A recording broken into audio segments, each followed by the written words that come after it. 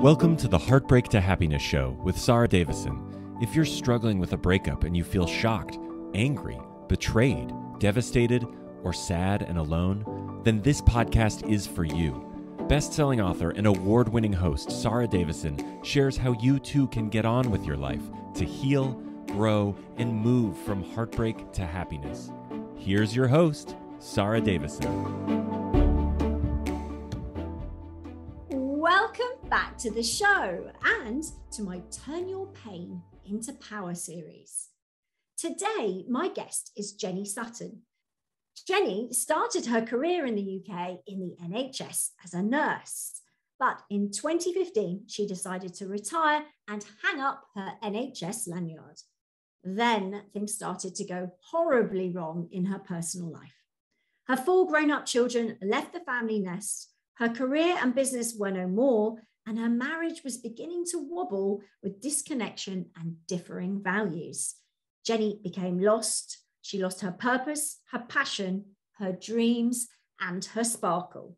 Something had to change, and Jenny decided she needed to shift her focus from her faulty thinking. She decided after many months of depression, self-loathing, and shame to make the hard decision to separate from her husband after 30 years of marriage. Jenny lives in Scotland, near to the Scottish borders coastline, and she has been on a journey to turn her pain into her power and has become an accredited breakup and divorce coach practitioner with me too. So I am super excited to welcome Jen Sutton to the show. Welcome, Jen. Thank you, Sarah. It's an absolute pleasure to be here. Well, I am super excited to have you because I know that you've been through some tough times with your breakup and your whole story. So Please, why don't you start by telling us a little bit about what happened to you? Well, it was about 3 years ago that I made a decision to separate from my husband. I felt that there was more to life than being married for 3 decades. And I'll be honest, I was getting bored. I was feeling unfulfilled. I lost my sparkle, lost my passion, lost my identity as well. And I thought, right, well, I can either put up, shut up, or do something about it.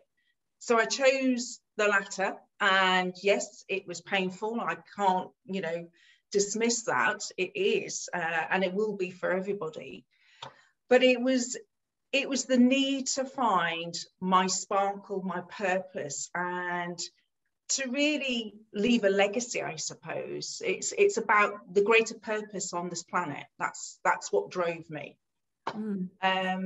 I think that's really interesting because a lot of people listening will be thinking, you know what, I'm in the same position as Jen. I'm not happy. I'm like, I've lost my sparkle. I mean, 30 years is a long time to be married to one person, right? I mean, you've pretty much grown up with that person. That's all you know. You don't know any other way. So how do you sort of process that and get yourself to the position where you've got the courage to make that, what is quite a huge life-changing decision?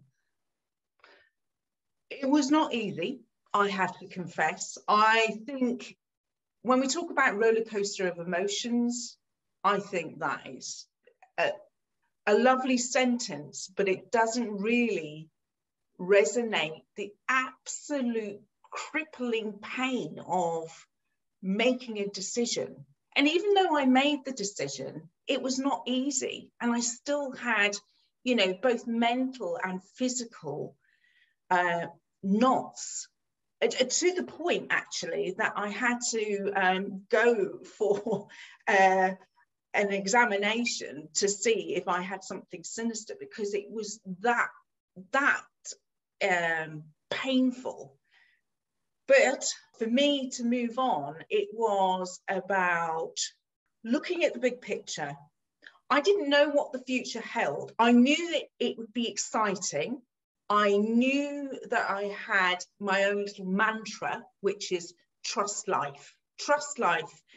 And actually, I have for the last 3 years, and I absolutely love my life. I'm blessed. I would say I am the most contented soul in my village, because I threw myself into so much that I had been grieving, actually.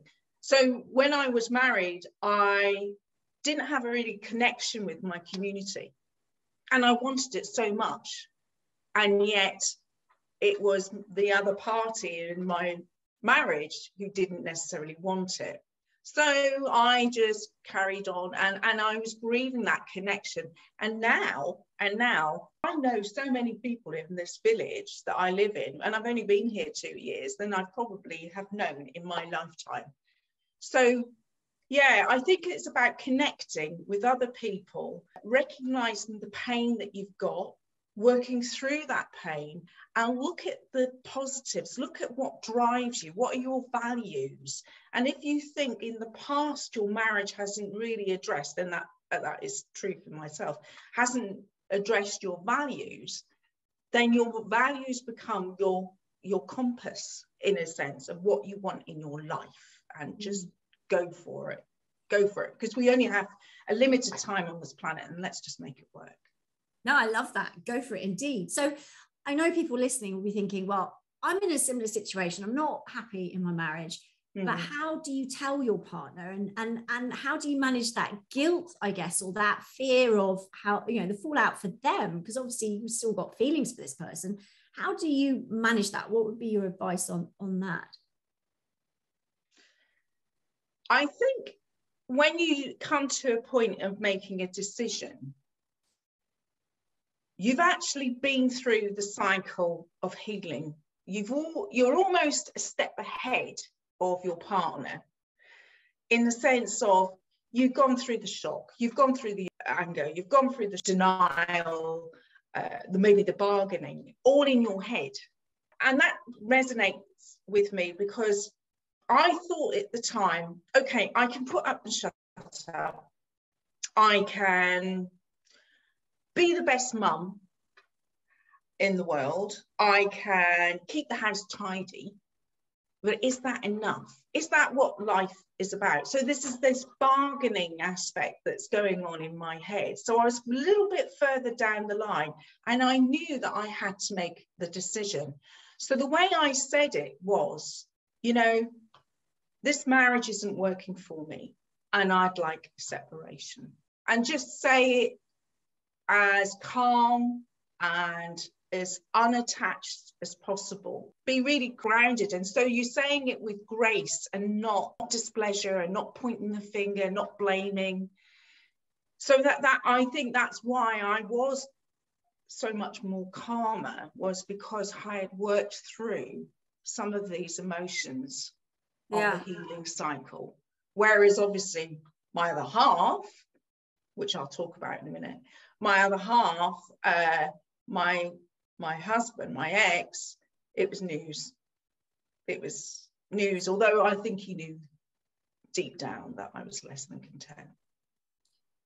So go on. I know everyone's going to be thinking, well, okay, how did he take it? Because you've processed all that, and from that point of view, from your emotional situation, you were more in control. But obviously, did he? I mean, you hinted that there may have been some signs, but how can you best protect someone, I guess, going through that? Because you don't want to pull the rug out from under them and cause them huge amounts of pain, although staying in the relationship is huge amounts of pain for you. So how did you juggle that? Conversation is the best way, as much as it is painful and you may be emotionally attached to the words that you say. I think a dress rehearsal is really important. So I would go walking and I would practice whilst taking the dogs out how I was going to approach it. And for my ex, his response was one of shock and anger. Absolutely. Oof. And as such, the anger was there. I think this might have been a wee bit of a test, actually. He said, right, well, then you have to tell the children. I've got 4 grown-up children. And in the past, I may have just sort of, you know, but I thought, no, I've got to say it. Got to say it. And I think that was much more emotionally traumatic for me in delivering that to the children than it was to my ex.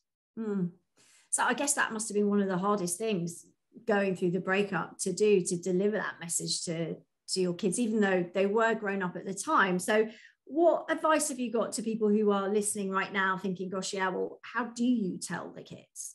Well, fortunately, having older children, and in my scenario, I think again they had picked up some vibes. They were incredibly supportive of both of us, and actually I think they recognised that I was going to be happier. That was the driver, that mum was going to be happier being out of this marriage than staying in. And as such, their relationship with mum, because that's all they had context of, because I was the deliverer of the news, would be better because mum would be happier. You've got to remember, I was going through cycles of depression, which in hindsight now, I recognise was due to being on a hamster wheel. What do you mean by that? Wheel. Well, a hamster wheel in terms of the challenge in a relationship, things get back to normal, or they're shoved under the carpet, and then I would wait for the next blow up, and the next blow up would arrive, and then it would almost be, I would count that how many weeks have gone by from one blow up to the next blow up. And it was stuff that really wasn't addressed. We'd make up, but really deep down, the absolutely core issues were never addressed. And so this is where I think conversation, if you want to make a relationship work, transparency, conversation is key. It sounds easier than perhaps done, particularly if you haven't set your boundaries. And I think my boundaries in 30 years of marriage were pretty worn away. And so was respect. Yeah, I mean, I think that's something that I definitely see every day in my coaching clinic, that, over that period of time, we compromise and sometimes we make sacrifices. Yes. I know you refer to this as faulty thinking, don't you? So tell us a little bit about what you mean by faulty thinking. Well, I don't know about our listeners here, but faulty thinking for me is based on history, our past. So when we're growing up, we're greatly influenced by a circle of people who have influenced us in terms of our values, our principles, what's right, what's wrong, how to be the best, what to do, what not to do. And that can be anything from church, teachers, parents, older siblings, family members. And yet the message that is being delivered needs to be delivered in a positive way. And sometimes we latch on to the way that it was delivered and the emotion that created. For example, you'll never be great at maths. Instead of saying, do you know what? Let me help you with maths. Together we'll make you, wonderful at it. Or you're rubbish at this, or you're a waste of space, or, I don't know why we had you. And so because it's emotional expression that has been given as we're a child, and our brains are like sponges, we sort of, absorb it, and we therefore make it part of our identity. And as such, faulty thinking, that little inner critic, that legacy from our past, those voices from our past, they've been sort of cemented there in our unconsciousness. So when we're having a bit of a rough time or a challenging day, in particular, the little voice of my mother appears, and it's that sort of rubbing of glee of hands, like, oh, I'm going to say this now. And so we know as a result of that inner critic voice can have a huge impact on what we want to achieve, what we're here for, how we feel in the moment, on the day. That faulty thinking, and to flip it, what we have to do is delete it. Recognize it's the memories from our past that we have chosen to absorb as a child, and delete them because they are not true. It's what's known as a limited belief. They are not true. So the best way to do that is to become our own best coach. And my strategy for doing that is recognizing when the faulty thinking happens and then challenge it. Literally, I talk to myself. Well, I mean, don't they say that we talk to ourselves more than anybody else? And so, I talk to myself and I challenge that thought. And then it dials down that voice of that inner critic and dials up the positive vibe, the feeling, and the sense of well-being that our inner coach, which is inside every one of us, so that we become a better person. Yeah, I love that. I love it. Thank you. It's a really good way of thinking about things, and you've explained it really well there. So tell us a little bit about your journey, because you came out the other side and you've created something which is pretty amazing and inspiring for people to hear. So tell us a little bit about where you've moved on since your breakup. Well, thank you for that. That's lovely to hear. Speaking of the retirement age, which I think now is any age from 50 upwards, and recognizing that the support wasn't there for myself, I thought, you know what? How can I use this experience to benefit other people who are in similar shoes as my own, or even in similar shoes as my ex? It's all about embracing the silver linings that we're given.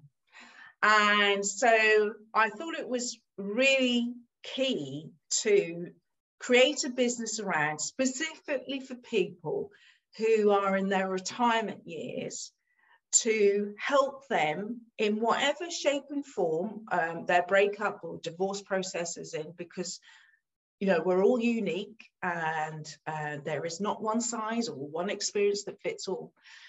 And to take the tools that I've learned from yourself, Zara, as being an accredited coach, take those tools and other tools that I've had from other accrediting coaching qualifications, and deliver the very best for those individuals. Because it's interesting, although divorce numbers are declining, they're actually exponential in the age group of the retirement years, which are known as the silver splitters or silver separators, or the grey divorcees, which I'm not quite happy about. That's why I have my hair coloured.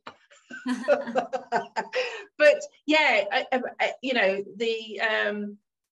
the Office of National Statistics says that exponentially the numbers have gone up increasingly. So for women, 38% of women now in the age bracket 65 plus have chosen to call their marriage a day, and for men it's 23%. So it's actually going up hugely. And I think that's about the fact that in the past we had, if you choose to get married, you have the strap line, to death do us part. And I think now, I know your face says it all, I think now, people who were born in the 1950s, 60s and 70s have decided, actually, that isn't what I want. I want so much more. I want fulfillment and happiness. I want to volunteer. I want to travel. And then you could look over to your loved one that you've been married for decades, and you think, and is that the person that's going to deliver what I really want in my own life?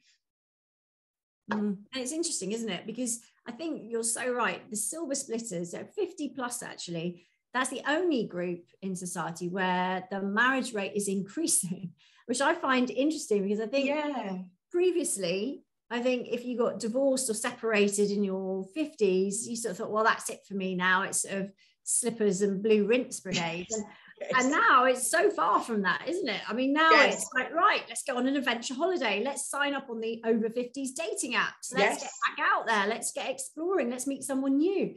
So I do think it's a much needed, your service of helping people Thank you. look at that and help them. And because you've walked in those shoes, I think it does make it a lot more empowering. And it's been great fun working with you and training you in our coaching community, because you're very inspiring, and I know that you've helped a lot of the other coaches coming through with helping them get up and running, which is always good to see. So I guess for people listening now, what is your top tip for people coming out of that relationship, coming out and thinking, oh my goodness, I don't know what to do, I'm stuck, I just, yes, I'm in my 50s, in my 60s. What's next? How do I start to take my power back and turn that pain into power? How do they do that? Yes. So I think there are three things, particularly that I learned from. One was having self-compassion. Moving from the depression, that cycle of depression, and I've mentioned about the hamster wheel scenario, and moving it to actually, you are a good person, deleting those negative inner critic voices, and moving on to being more self-caring, self-loving of yourself. And that was quite a strange phenomena for me. Not anymore. I put myself first pretty much all the time now. And with that comes the decline of self-judgment as well. An example is, I actually had a client who was married for 35 years. And I mentioned about my other half. Well, that was exactly the same phraseology that she used. She was saying, oh, my better half being her husband. And I challenged her on that, and I said, wait a minute, you're not two halves here, you're actually a whole person in your own right. And she took, it was like a light bulb moment that she recognized, I am, and I'm entitled to feel this way, and I'm entitled to put myself first. So as such, she increased her own self-compassion. She recognized that you've got two wholes that come into a relationship, and as such, I think that was, as I say, a light bulb moment that she put herself first for the first time rather than her husband. And I love that. Deleted that, oh, my better half as well. It is funny how we pick up little phrases, don't we? And yes. And we don't really challenge them or think about them. So I think that's really interesting. So you said you have 3 tips. Yeah. So the other one is due diligence. Do the sums.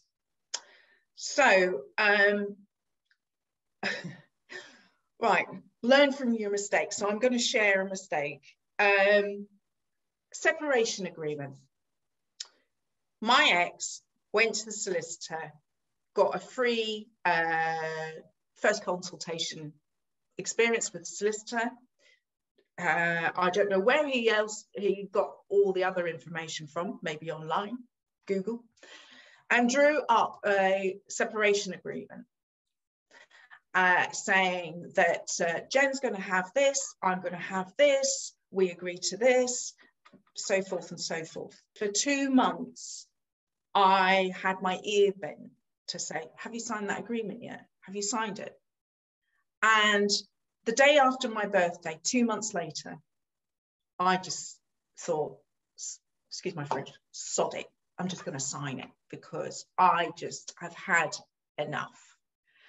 And turns out, to my actual betterment, that because I didn't get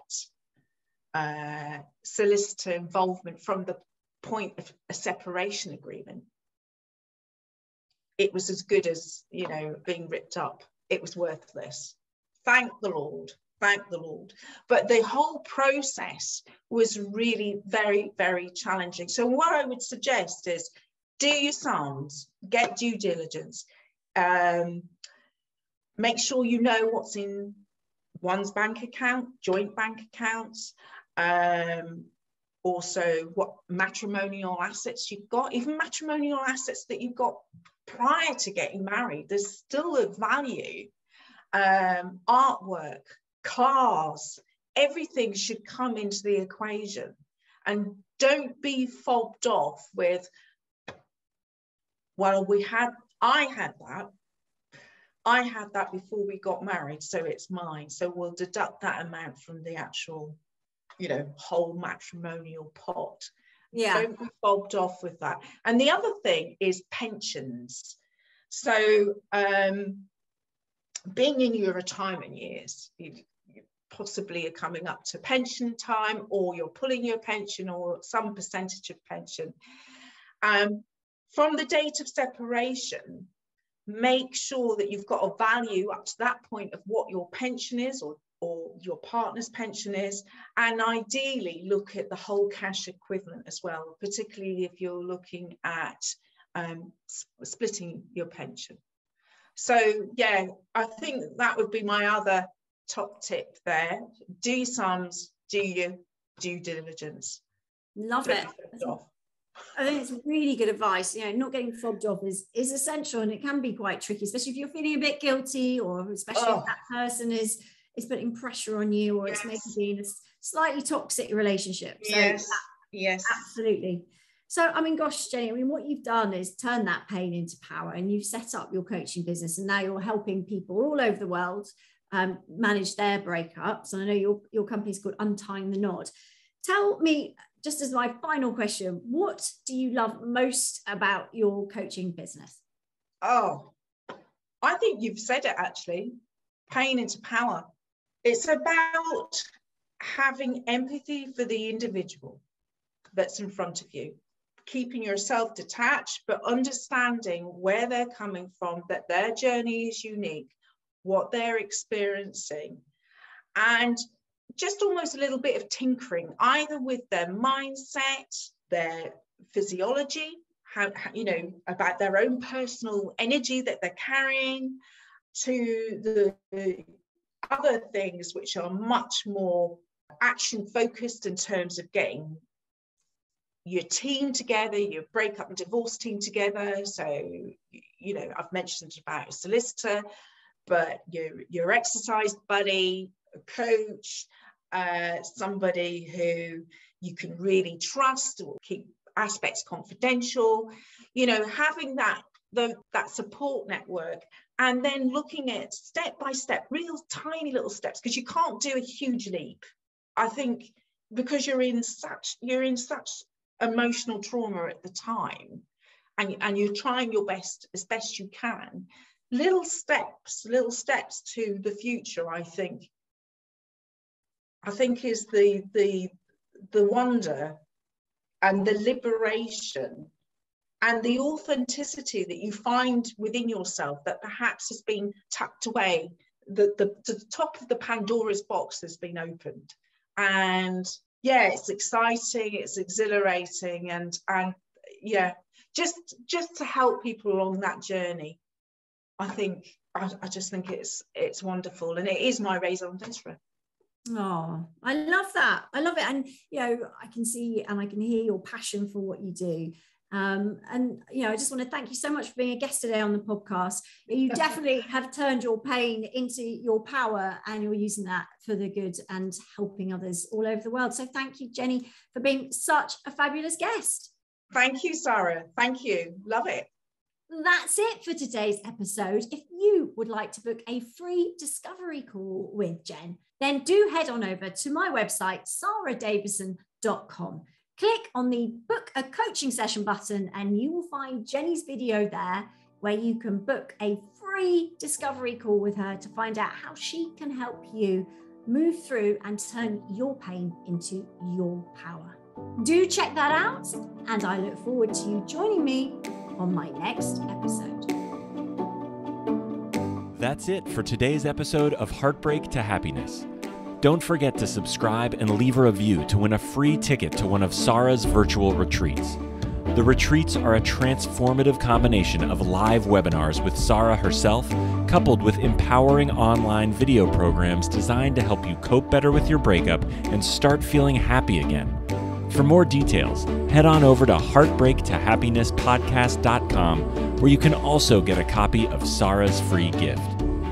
Thank you, and join us again on the next episode for another dose of Heartbreak to Happiness.